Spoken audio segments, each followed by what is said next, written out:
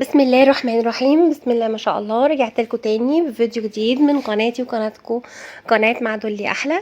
لو اول مره تشوفينا اتمنى تتابعي الفيديو معانا للاخر، ان شاء الله تستفادي حاجات كتير.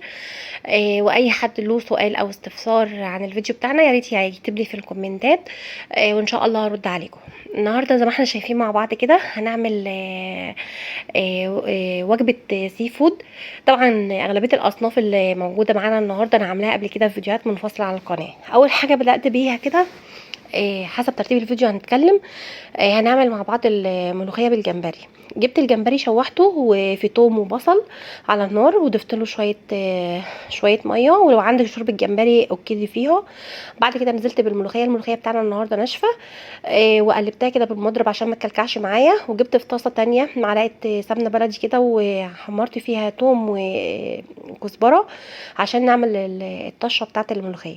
طبعا بتبقى لذيذه جدا، وبيفضل انك تعملي فيها الجمبري اللي هو الصغير الحجم. هوريهولكوا دلوقتي وانا بعمل الرز.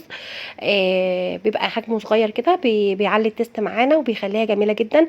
ولو عندك شوربه جمبري في اي وقت ممكن يعني تعينيها في علب صغيره او في اكياس في التلاجة، بحيث ان لما يكون عندك وجبه اسماك تعملي منها.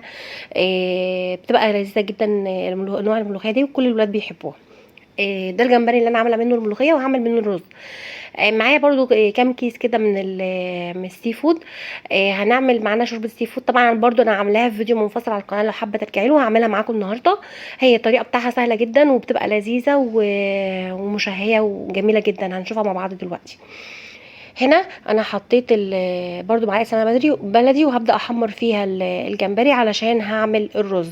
طبعا الوجبه دي ما بتاخدش وقت، كلها سهله، يعني سهله جدا. ما بتاخدش اي وقت على النار. ممكن تعمليها قبل الغدا بساعه الا ربع كده. ابداي الاول بتجهيز السلطات. النهارده انا عامله سلطه بابا غنوج وسلطه طحينه وسلطه خضراء. هنا بدات حمرت الجمبري بمعلقه توم صغيره كده على النار، وملح وفلفل وكمون زي ما احنا متعودين. وجبت الحله وحطيت معايا بصلتين، هبدا احمرهم. طبعا في الرز ده احنا بنحمر البصل، لو انا عايزه الرز بني غامق بحمر البصل كويس جدا وما بقلقش. قبل ما ببدا الخطوات دي كلها، جبت البكلاويز ونقعته في الميه كده عشان يبدا يفتح معايا. كل ما هيفضل في الميه هيفتح معاكي، يبقى طبعا هيتخلص من الرمل اللي موجود جواه عشان لما تيجي تعمليه بيبقى كويس. البصل بتاعنا هو زي ما انا قلت ما تخافيش عليه في التحمير، حمري على قد ما تقدري. كل ما تحمري هيديكي اللون البني. حباه فاتح شويه، اوكي ماشي براحتك. طبعا البصل ده هنضيف له التوابل بتاعنا، ملح وفلفل وكمون وكزبره، بهارات السمك بتاعنا. وفي الاخر خالص هنضيف له عود قرفه. ممكن تحطي قرفه مطحونه لو انت حابه، وممكن تحطي قرفه خشب. ممكن كمان تحطي حبهان ومستكه وورق لوري. معايا كمان طماطميه انا بشراها علشان تعزز معايا التست بتاع الرز. بشرتها وضفتها كده برضو. ولو انت عندك شوربه جمبري او عندك شوربه اي نوع من انواع شوربه السمك ممكن تضيفي. النهارده انا هضيف ميه مغليه، مش حابه احط عليه شوربه. طبعا كل واحد بيحب يعمل الاكل في البيت حسب ما الولاد عنده في البيت بيحبوه. هنا بدات افضي اكياس السمك المشكل كده عشان نعمل مع بعض شوربه السي فود. طبعا اي مأكولات بحريه لازم تتنقع كويس وتتغسل كذا مره علشان الرمل اللي موجود جواها. وعلشان برضو متاكده من نظافتها وانها صالحه انك تطبخي بيها. بدات كده فضيت كل الاكياس السمك المشكل معايا فيها استاكوزا وجمبري، وصبيت وسمك فيليه وكل انواع السمك، يعني اللي هو بتاع السي فود. هبدا اغسلها غسله واشطفها غسله نظيفه جدا واصفيها علشان هنبدا مع بعض نعمل شوربه السي فود بالكريمه. طبعا الرز بتاعنا انا بغلي الميه علشان احطها على البصل اللي انا حمرته، علشان نتاكد. طبعا الحاجه زي ما احنا شايفين مع بعض كده نقعينها كويس وعصرين عليها عصره ليمونه، بحيث انها نتخلص من كل الريحه الوحشه اللي موجوده جواها.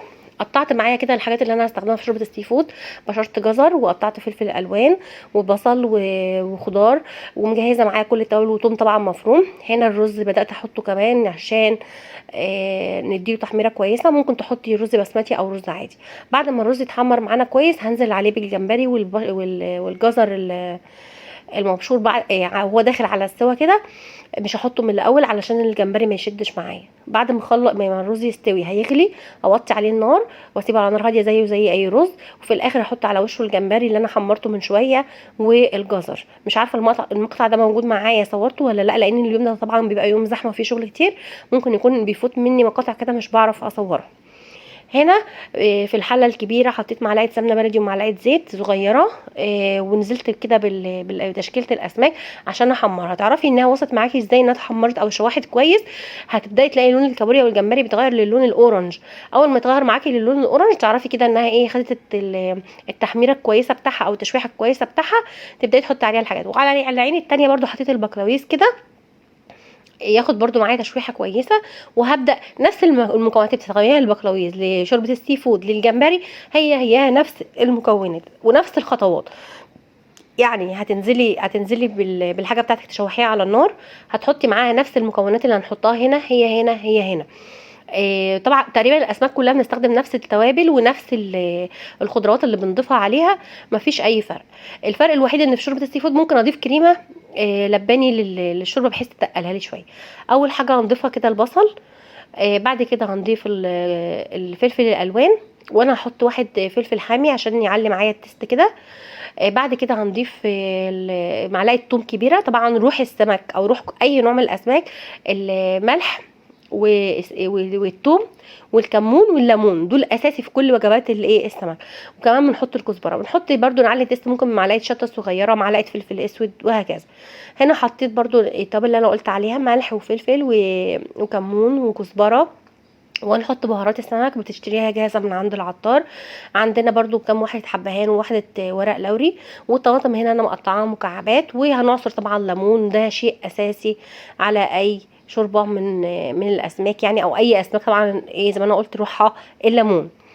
هناخد تقليبه كويسه كده معانا.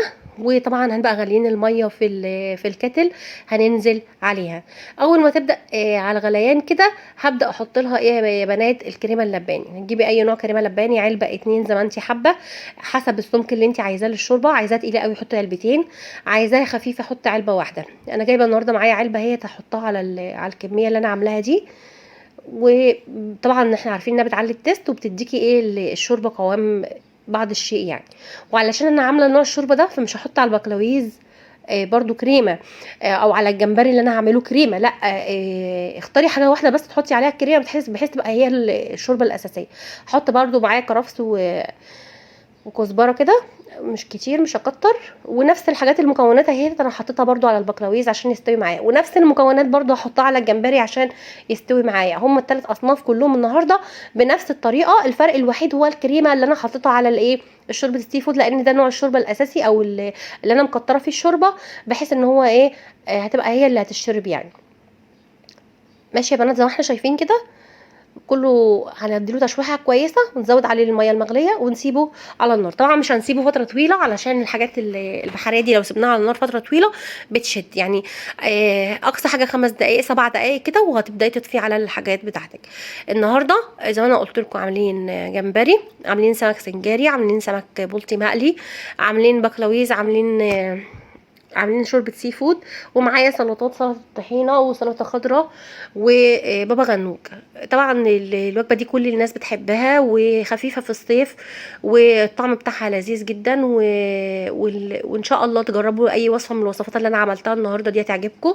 ولو حابين اي وصفه منهم لوحدها هتلاقوها في فيديو منفصل على القناه. ولو حابين ان اعملها لكم تاني او اصور لكم اي نوع من دول بشويش وبكل الخطوات بتاعته، اكتبوا لي في الكومنتات ايه النوع اللي انتوا حابينه. ولو عايزين اي طلب او اي اكل نوع معين او اي حاجه برضو اكتبوا لي في الكومنتات انتوا عايزين ايه، ان شاء الله اصوره لكم. وربنا ييسر كده واحاول اعمل لكم فيديوهات كتير الفتره الجايه. انا بهيب عليكم كتير انا عارفه، بس والله مشغوله ما بلاقي نفسي فاضيه بنزل لكم الفيديو. زي ما احنا شايفين كده الشوربه بتاعها بدات في الغليان، مش هسيبها تغلي بقى، هطفي عليها على طول. والبقلاويز كمان اهو تتشوح وبقى كويس، هحط له بس نقطه ميه سخنه كده وخلاص. على كده هتلاقيه فتح معاكي واستوى وطبعا جميل جدا. طبعا الوجبه دي مغذيه جدا للاطفال وطبعا بيحبوها، على عكس اي نوع تاني من الاكل في الجو الحر اللي احنا فيه ده. حاولوا تغيروا كده في الوجبات للاطفال بالذات، علشان يعني ايه، ياكلوا، عشان احنا دلوقتي بنتمنى ان هم ياكلوا في الجو الحار ده. طبعا كتري من العصاير والمشروبات. اتمنى ان النهارده الفيديو بتاعي يكون عجبكم، ولو الفيديو بتاعي عجبكم لايكات كتير واشتراك في القناه وتفعيل الجرس، وشكرا.